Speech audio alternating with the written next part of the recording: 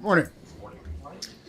Um, like I always tell you guys, I always take this opportunity to speak with you guys, and really with the understanding that I'm talking to the players, right? I'm talking to the players. Obviously, there are things where I'm talking to the fans as well, but the message for those guys, like it's all about the Jets, and we're moving forward. Obviously, there's a lot of noise out there, and I said, we are what our record is, and we have to get better, and that ultimately is my responsibility. And look, I take all the blame. It's fine, and it's moving on to the Jets.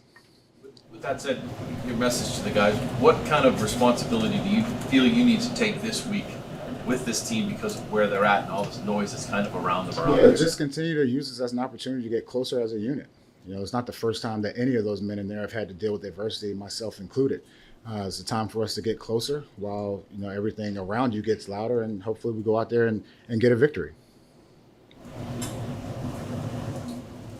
Jerod, is it harder for you to talk to your team now than it was at the start of the season or after the Bengals game? Not at all. And I said is, look, during a time of peace, I always tell those guys, like, remember what we say on day one when we get to day 100. And, I think consistency, especially in a leadership role, is definitely important. And for me, we get to Wednesday. At this point in time, we've always changed the page, win, lose, or draw. And that's always been my mindset, and that's my message to the team.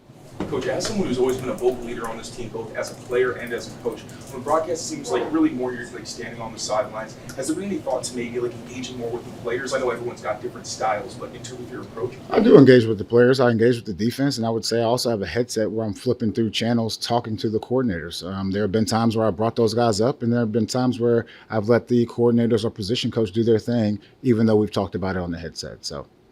Has there been any consideration of you taking more ownership of the defense? Look, DeMarcus is our defensive coordinator. Look, I have ownership of the defense, the offense, and special teams. That's how I look at it. Those guys are coordinators, but once again, ultimately, it falls on me.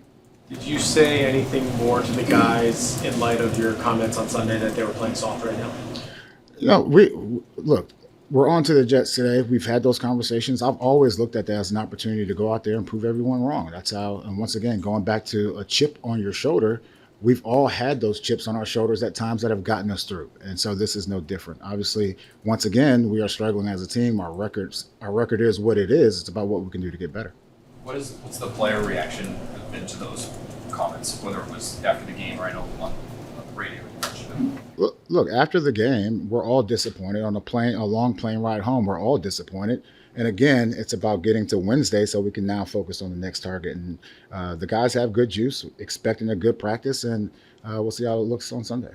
Would you want a reaction out of them? Like, in some ways, would you want them to get mad, for instance? Like, are you trying to do that with some of those comments? Look, I'm just telling you, like when I talk after games, it's about what I see out there on the field at that current time. In saying that, like the guys are preparing like it's any other week, and we're talking about the Jets. Are you getting concerned at all about the message getting through to the guys, whether it be setting edges and struggling to do that for weeks, or now, hey, we've got to stop the run, and 5 weeks in a row, 120 plus yards a game, 170 last 3 plus. Are you concerned it's not getting through? I'm always concerned about our team. Like that comes with the responsibility of being the head coach. And I would say if we were sitting here at 6-1, I still would be concerned with a lot of different aspects. So I look at it the same way. How different is this challenge Sunday now that they have Devontae Adams on the Jets? He's a good player. Obviously has a great rapport with the quarterback. And, another week and second week having him, I expect him to be more involved, even though he was involved the first game. Jerod, going back to playing soft comments, I know you said you're not coaching players to do that. What are you going to do this week to prevent that from happening again? Look, all the guys understand, we've had our conversations. It's on to the Jets, and that's what we're going to do. We're just going to go out there and play good football. That's what we need to do in all 3 phases of the game.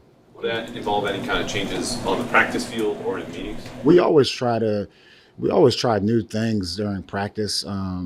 Even going back to training camp, you always look for things that get responses from your players. Look, we're going to go out there. Wednesday has always been a work day for us, and I expect that to continue today. You've got a real hard time stopping the run as a defense. What have you seen on film as a defensive guy that you think that you can change to get it right? I would say like the last few weeks, you look at one game, it's the 3 big runs. And then you look at this past game, and it's the 4-yard, 5-yard, 4-yard, 6-yard, just the continuous like slow bleed. And, we have to do a better job, like getting off blocks and going out there tackling the ball carrier. And again, it's a huge opportunity this week to kind of get back on track. Would you consider you guys still like a two-gapping defense? I would say, like, if you look over the last, I mean, if you go back and watch film over the last 5 or 10 years, there are times when you are in a two-gap mentality, but there are also times when you're in a one-gap mentality, and that goes back to the game planning. So the reason I ask is I'm wondering if when there are issues like the issues you guys had this past week or a couple weeks back, I think the last 3 weeks has been 185 yards on the ground. Yeah. Do you have to think about changing, like, philosophically what you guys do in order to adjust, because you have had some personnel movement, you're missing some players? Does that change how you have to handle things? Look, the players that we have in that locker room right now are the players that are capable and have done throughout the season, done a good job against the run. And once again, it's about just on a down after down after down basis. I tell the players, no matter what special teams, offense or defense, like, I don't have a crystal ball. I don't know what play it's going to be, but we just need to be sound on every play. What have you seen from the run defense and the run game? I'm sorry, maybe why they've been struggling recently. There are different factors. You know, I wish I can get up here and just tell you it's one thing. It's not. I mean, we need to be a balanced offense. That's what we need to do. And here against the Jets, hopefully we get that balance that we need. You mentioned the noise at the beginning when you started talking. Are you disappointed at all that Bill has been vocal and has taken, feels like, some shots at this process? Look, like I said, my main focus is the guys inside of this building, not only the players, but also the coaches and the rest of the staff. And look, as soon as we, turn this thing around, then we'll be okay. It comes down to wins and losses. Like, that's what it comes down to. And that's what you're ultimately judged by.